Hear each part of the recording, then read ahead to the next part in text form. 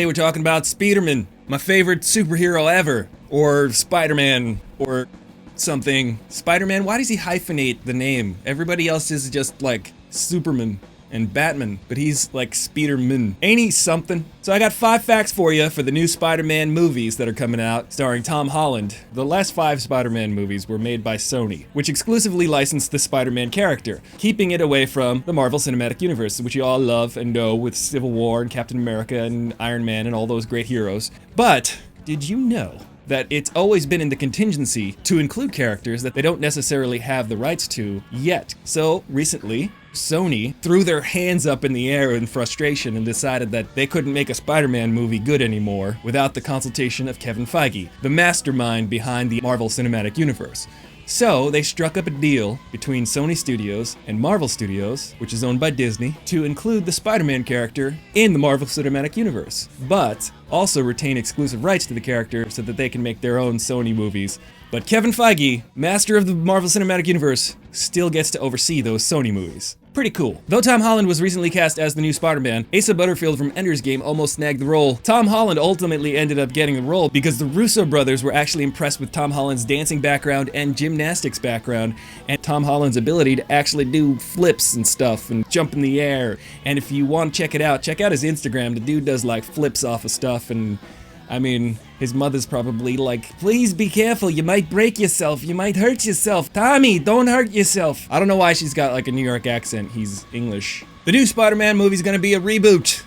Yes, another reboot. We live in a world that literally has a reset button. Like on Nintendo, when you did not get a perfect score, you pressed reset because you were a sore loser. We live in a sore loser world that needs to press the reset button every time they make a mistake, like those last 2 Spider-Man movies. But check this out. They want to do it in the vein of like the 1980s John Hughes movies, like the coming-of-age high school teen dramas starring Molly Ringwald, usually, which I think is kind of cool. Kind of like a little breakfast club. You've got the jock, you've got the nerd, you've got the princess, you've got the weirdo, you've got the superhero in spandex. Anyway, it's going to be directed by John Watts. It's going to have a role yet unnamed for the one named actress Zendaya. Marissa Tomei is going to play Aunt May, a younger, hotter Aunt May. So I'm down with that. That's fine. That's fine with me. Aunt May, looking all Marissa Tomei. Aunt Tomei, do it. Tom Holland has signed on for 3 movies. The new costume looks pretty rad. It looks very classic. It seems to have mechanical eyes that can focus, which probably made by Tony Stark. Tony Stark is known to make Spider-Man some gadgets like the Iron Spider costume. It's probably safe to say that he made some upgrades to Spider-Man's suit in this movie. The cool thing about the whites of the eyes being able to change size is it harkens back to the Steve Ditko and John Romita versions of Spider-Man, where it had a lot more black around the whites of the eyes. I think that's a cool look to go for. Among the other new tech on Spider-Man's new suit, it seems like he's got some mechanical web shooters, which he should have, and he's got refills of web fluid around his belt, which is very important because in the comic books, it always kind of plays into his planning as to what he's gonna do, because he might run out of web fluid. And sometimes he runs out of web fluid in the most inopportune times and like falls out of the sky or something. I always like the idea of having mechanical web shooters and refillable web fluid because it plays into the drama of the character. If you want to check out all the iterations of Spider-Man's costume, check out this link. You can see the evolution of his costume over the years. So what do you think? Do you think these new Spider-Man movies are going to be good? It seems promising. Kevin Feige is going to be overseeing them and making sure that they're doing okay and that they link up with the Marvel Cinematic Universe movies. Spider-Man Reboot you can catch in theaters on July 7th, 2017. Do you think the new Spider-Man movie is going to be good? Do you think Tom Holland is a good choice for Spider-Man? So let me know.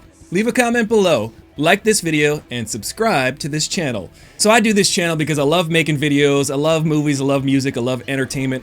I like to bring a little bit of joy to your day, so thanks for coming back. If you like what I'm doing, you can click around on my videos on my channel. I've got up to 12 other videos you can check out, so do that. Let me know how I'm doing as a YouTuber. I'm coming up on 2 weeks, and I kind of like it. It's pretty neat. I like it. I don't mind. I don't mind if I do. So leave me a like, give me a fist bump, give me a high five where you miss, and then you grab my ankle and you shake my ankle.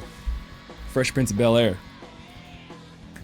I'm a strong believer that anybody can change their world. There's simple stuff you can do like every day, like recycle. Maybe go vote this year. Definitely vote this year. It's an election year, so it's probably good to vote. I've been Aristotle Full Throttle, and I'll see you later.